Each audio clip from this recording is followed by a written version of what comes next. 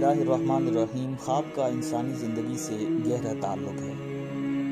خواب چاہے جیسا بھی ہو انسان کو متذبذب کر دیتا ہے۔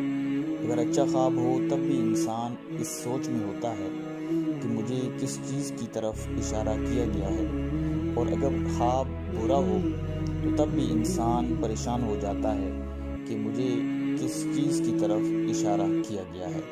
خواب نبوت کا 46واں حصہ ہوتے ہیں۔ آقا کریم صلی اللہ علیہ وسلم کو بھی ابتداءً خواب کے ذریعے وحی کی گئی، اور جو رات کو آپ خواب دیکھتے تھے وہ صبح حقیقت میں تبدیل ہو جاتا تھا۔ آج ہم نے بات کرنی ہے کہ اگر کوئی شخص کبوتر کو خواب میں دیکھتا ہے تو یاد رکھیے، اگر کبوتر کو خواب میں دیکھتا ہے تو اس کے دوست کے سچا ہونے پر دلالت کرتا ہے۔ اسی طرح اگر وہ کسی سے محبت کرتا ہے تو اس کا محبوب جو ہے وہ وفادار ہونے پر یہ خواب دلیل ہے۔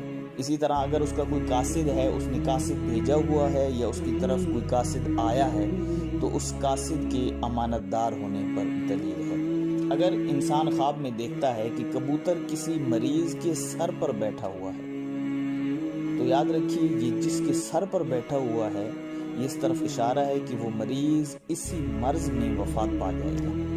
اسی طرح اگر کوئی شخص دیکھتا ہے کہ کبوتروں کو دانہ ڈال رہا ہے تو اس طرف اشارہ ہے کہ وہ قوم کی قیادت کرے گا۔ اگر کوئی شخص دیکھتا ہے کبوتر اور کوے کو ایک جگہ بیٹھا ہوا تو اس خواب کی بھی تعبیر یہی ہے کہ وہ قوم کی قیادت کرے گا، کیونکہ ایک جنس اپنی غیر جنس کے ساتھ بیٹھی ہوئی ہوتی ہے تو وہاں پر بھی یہی تعبیر بتائی جاتی ہے کہ انسان قوم کی قیادت کرے گا۔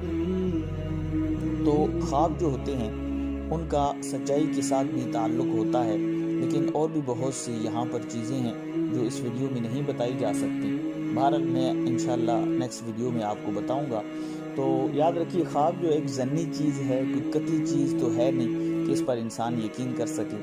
بعض خواب جو ہے حقیقت میں تبدیل ہو جاتے ہیں، اور بعض خواب جو ہیں اپنی تعبیر کو اس